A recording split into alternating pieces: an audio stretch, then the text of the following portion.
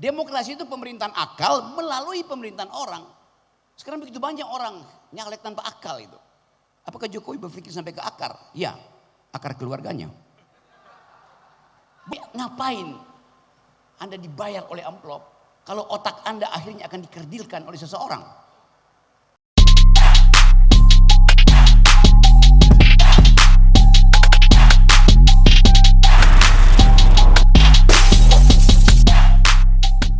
Kepada Bung Rocky, saya persilakan. Oke. Ya, boleh. Apa gunanya menjawab pertanyaan yang secara faktual orang tahu bahwa tidak ada yang disebut era Jokowi, yang ada era.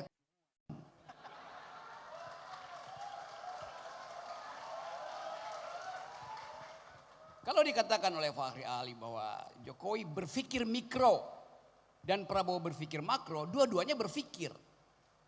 Kan yang mesti ditanya berpikir atau tidak. Mikro makro sama aja, itu juga produk dari pikiran tuh. Jadi saya tidak anggap bahwa ada yang disebut era Jokowi. Era itu artinya epoch dalam bahasa Inggris, meninggalkan jejak pikiran. Apakah IKN sebuah pikiran? Bukan. Apakah kereta cepat sebuah pikiran? Bukan. Apakah jalan tol hasil pikiran? Bukan. Itu hasil pertukangan. Pikiran itu disebut pikiran kalau dia menembus waktu. Profesor Kadirun menginvestasikan pikiran. Sehingga sekarang saya ada di 18.000 mahasiswa Universitas Pancabudi. Itu yang namanya pikiran.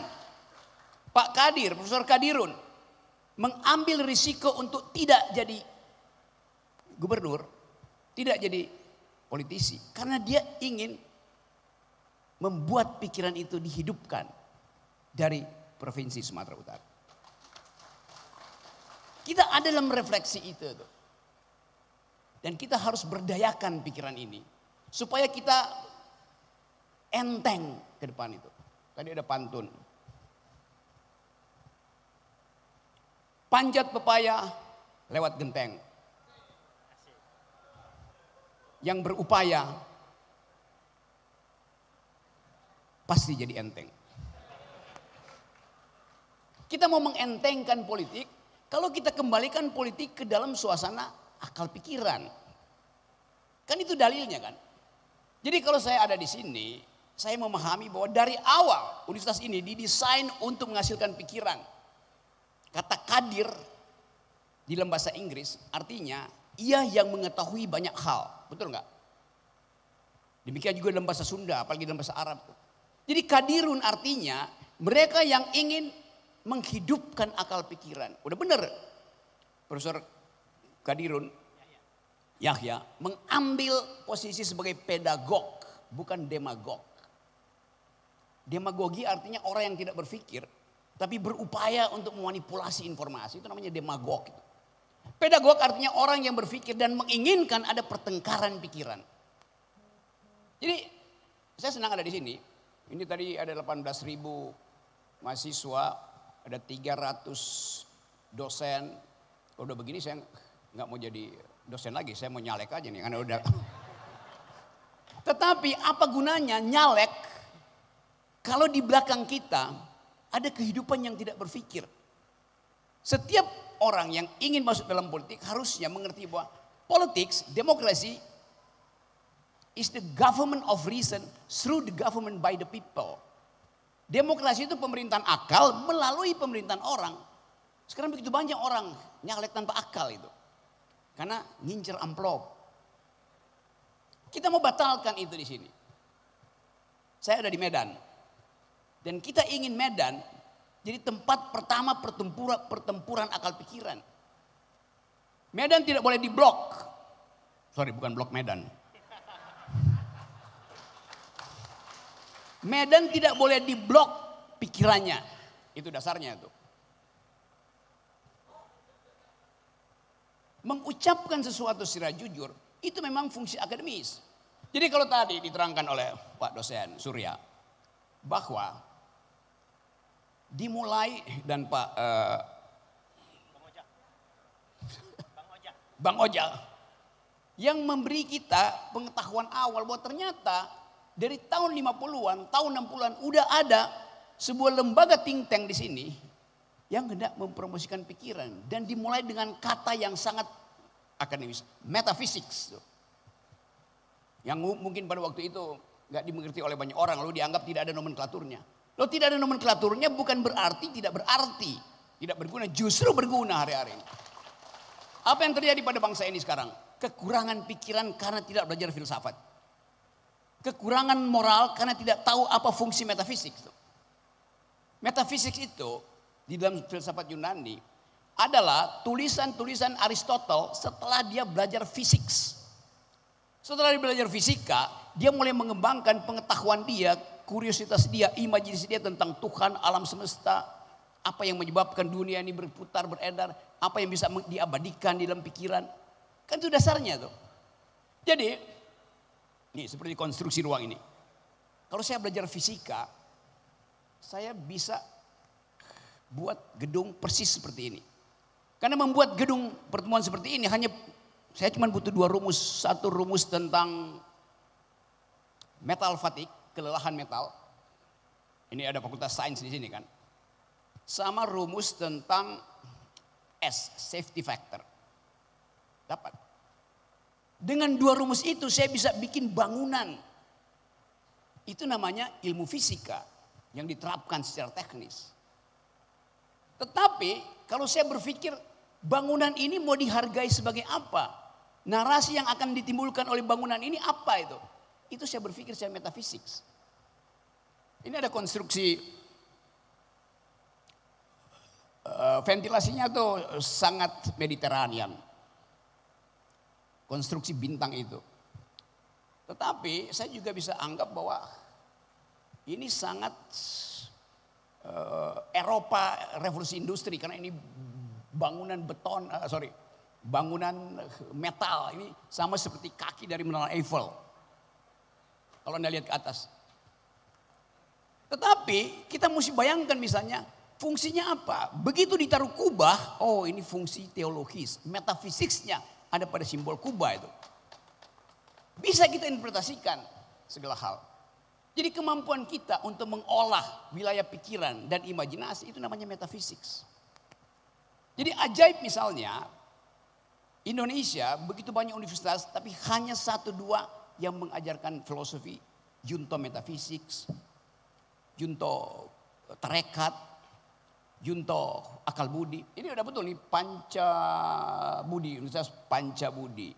Gabungan antara panca indera dan budi. Panca indera itu yang tangible, yang saya bisa pegang. Panca indera itu membuat saya terhubung dengan realitas. Itu fungsi panca indera tuh. Budi membuat saya terhubung dengan yang metafisik. Bagaimana mengatakan kata budi itu? Di dalam filsafat Yunani namanya reason, akal budi, pure reason. Tapi di dalam Islam ada sesuatu yang melebihi reason. Orang Eropa tahu tentang beda antara reason dan passion. Reason artinya kalkulasi di dalam kepala, komputasi itu. Passion artinya memanfaatkan rasa batin kita tuh. Masalahnya sekarang bagaimana menghubungkan antara reason dan passion? Islam punya istilah yang unik, namanya kolbu. Kolbu itu semacam getaran yang memberi sinyal bahwa ya passionmu itu tidak cukup kalau tidak diolah dengan reason. Reasonmu tidak cukup kalau tidak membaca kata batin itu. Jadi epistemologi Islam lebih lengkap sebetulnya. Ada batin, ada akal, dan ada kolbu. Pertanyaannya, kolbu datang dari mana tuh? Saya bisa tahu isi kepalanya dengan membedah cognitive science, neuroscience, untuk melihat listrik yang ada di kepalamu itu menghasilkan keadilan atau menghasilkan korupsi. Hanya dengan membedah bagian amigdal mana yang berhenti memproduksi elektron sehingga listriknya berubah itu. Itu adalah bagian fisik dari otak. Tapi ada bagian yang non fisik namanya mind. Namanya reason. Yang hanya bisa kita lihat di dalam pertengkaran. Oh, dia pakai otak. Bukan dia pakai otak fisiknya, tapi pakai rasional naratifnya. Jadi bagus sekali di sini. Saya saya menerima semacam sensasi bahwa ada universitas yang mau memasukkan mata kuliah filsafat sebagai kurikulum dasar. Filsafat membantu kita membongkar banyak hal. Radikal episteme di situ, radikal thought, radikal justice. Jadi Pak Profesor Kadirun Yahya memulai semacam upaya untuk membongkar secara radikal. Dan memang tugas universitas adalah meradikalkan segala hal. Apa artinya meradikalkan? Demonstrasi bukan.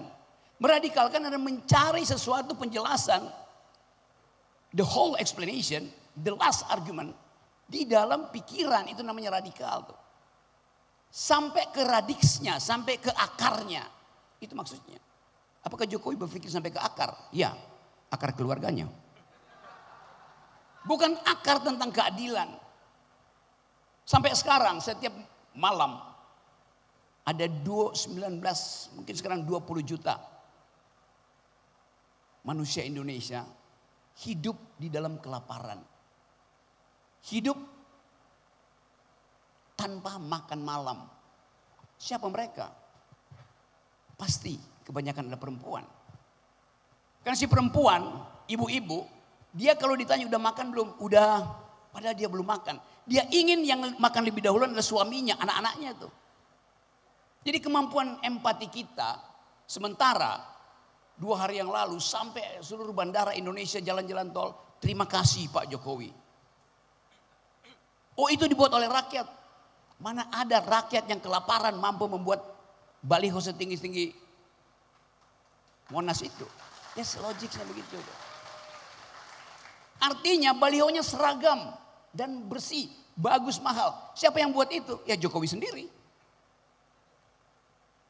Dia meminta terima kasih dengan cara mobilisasi itu. Terima kasih itu datang dari nurani. Terima kasih datang dari senyum tulus dosen-dosen. Terima kasih datang dari penghargaan masyarakat sipil. Itu enggak ada. Saya enggak lihat satu poster, kemarin saya keliling Jawa 2 hari lalu, yang ditulis oleh rakyat, dipasang di atas pohon atau diselipkan di bambu. Enggak ada. Yang ada adalah baliho ucapan yang mewah dicetak. Dari mana? Itu adalah uang rakyat. Jadi Jokowi menyuruh aparatnya untuk berterima kasih pada dia, lalu dia senang sendiri. Itu namanya penipuan in optima forma. Jadi sekali lagi kita mau balikkan tema ini. Bagaimana melawan Indonesia yang cemas? Kita cemas karena di dalam 5 bulan ini kita tumbuh di dalam suasana deflasi. Deflasi artinya harga barang jadi murah karena kita tidak bisa beli. Bukan harga murah karena disubsidi pemerintah. Barangnya turun harganya karena tidak ada orang yang mau membeli itu. Ada masuk mal-mal di Jakarta, orang cuma lihat. Dulu orang masuk ke mall Jakarta itu untuk beli makanan Korea segala macam. Sekarang beli es teh yang murah. Saya mondar-mandir di Jawa Tengah kemarin tuh, bicara dengan SPBU. Enggak ada penambahan, penggunaan, bahkan pengurangan orang yang beli bensin. Artinya enggak ada pengangkutan. Enggak ada pengangkutan artinya enggak ada produksi. Tidak ada produksi artinya daya beli turun. Karena enggak ada permintaan. Tapi kemudian Pak Jokowi bilang bahwa kita kelebihan listrik. Jawa itu kelebihan listrik. Maka silahkan mak-mak tambah voltage-nya. Tambah daya listriknya. Oh ya, masuk akal. Tapi kalau kita periksa, kita cemas akhirnya karena kelebihan listrik itu terjadi bukan karena kita memproduksi energi, tapi pemakai energi itu pindah ke Taiwan, Thailand, Vietnam. Industri besar kabur dari Jawa. Akibatnya apa? Ya listriknya berlebih. Karena pemakai listrik utama adalah industri. Artinya kelebihan listrik itu secara logika sama dengan deindustrialisasi. Tutup semua pabrik. Itu intinya. Jadi statistik sering berbohong. Kalau rumah kos di Medan ini, ibu kosnya bilang, datang aja ke tempat kos kami ini. Karena kami kelebihan listrik. Anda boleh pakai Dari tadi cuma 300 watt, sekarang 500 watt. Masuk akal nggak? Ya masuk akal. Tetapi begitu Anda sampai di rumah kosnya memang kosong. Nggak ada lagi yang pakai, maka listriknya bertambah. Logikanya begitu. Ilmu ekonomi mudah itu. Bahwa selalu ada logik terbalik. Di belakang dalil itu. Saya kemarin ada di Jawa Timur juga. Jawa Timur mengalami deflasi yang sama tuh. Tidak ada daya beli. Tetapi dipamerkan oleh pemerintah, UMKM-nya bertambah. Seolah-olah ada kehidupan ekonomi. Memang UMKM bertambah. Tapi logika ekonominya di mana tuh? Dalam keadaan deflasi, UMKM bertambah. Gampang keterangannya. Mereka yang tadi punya restoran, karena tidak mampu lagi untuk mempertahankan harga, turun jadi pedagang kaki lima di trotoar. UMKM bertambah. Artinya kemiskinan. Begitu akal pikiran bekerja tuh. Begitu banyak hal. Kita nggak perlu belajar teori-teori ekonomi Harvard Business School, Chicago School of Thought, Cambridge Keynesian Economics. Tapi kita bisa pakai akal untuk melihat bahwa penipuan statistik itu luar biasa. Nah itu yang kita sebut sebagai kecemasan kita. Kita menghadapi 2045 yang diandalkan bahwa akan ada bonus demografi. Ya boleh, tapi coba kita periksa. Siapa yang akan menikmati bonus demografi di 2045? Kata Pak Jokowi, Anda akan menikmati. Kenapa? Mereka milenial sekarang pendapatannya akan jadi 5 kali lipat di 2045. Bagus.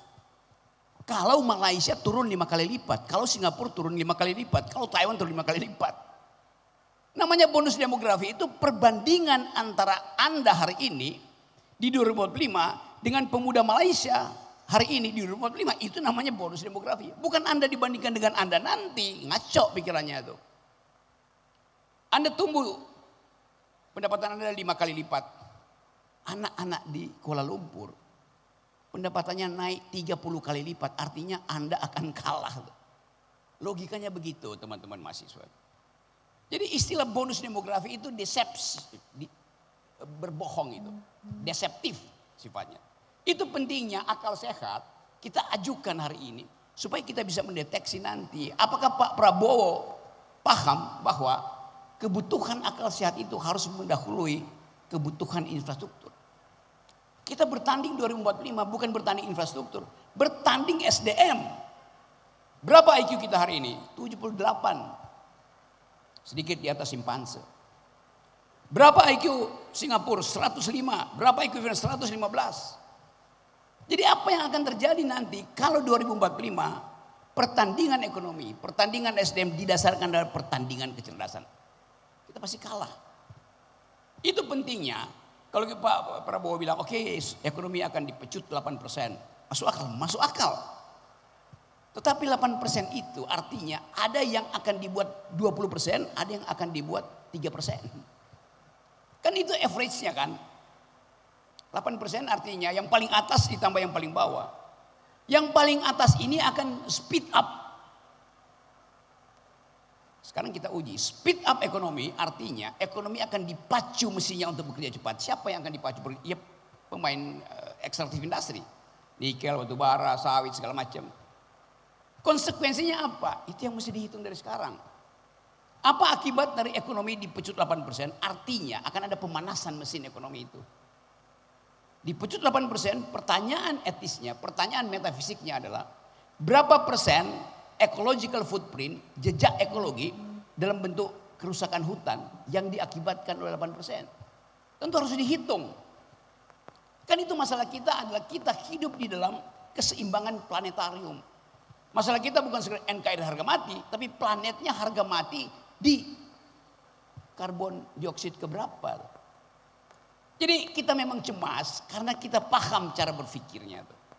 Memecut ekonomi 8% itu sama dengan saya beli bajai, lalu saya paksa dia lari 120 km di jalan tol. Ya terbakar mesinnya. Itu konsekuensi. Jadi teman-teman semua, saya menginginkan ada semacam new kind of discourse. New kind of narrative politics di sini. Bahwa ada cewek-cewek masih ada upaya persaingan politik di Medan. Tetapi universitas harus ditumbuhkan sebagai pengelola akal sehat. Amplop pasti akan beredar pada mahasiswa. Tapi ngapain Anda dibayar oleh amplop kalau otak Anda akhirnya akan dikerdilkan oleh seseorang? Itu prinsip itu yang kita tidak tegakkan. Kemampuan kita untuk membaca apa yang akan terjadi di Medan, di Sumatera Utara, di seluruh Sumatera, di Jawa, akan ada hiruk pikuk politik di dalam keadaan kekurangan daya beli. Akibatnya semua orang akan pasang poster di warung, di mulut-mulut desa, kami menerima serangan fajar. Penghinaan terhadap cita-cita Profesor Kadirun. Profesor Kadirun Yahya pasti akan mengatakan bahwa bukan itu yang saya maksudkan dengan investasi peradaban di negeri ini. Jadi sekali lagi, saya terangkan ini semua sebagai paradigma, sebagai ide penuntun, sebagai upaya untuk mengembalikan fungsi kampus untuk jadi pengkritik. Bukan jadi penerima, bukan jadi konsumen demokrasi, tapi menjadi produsen demokrasi. Nah, memulai itu hari ini adalah hari yang bersejarah.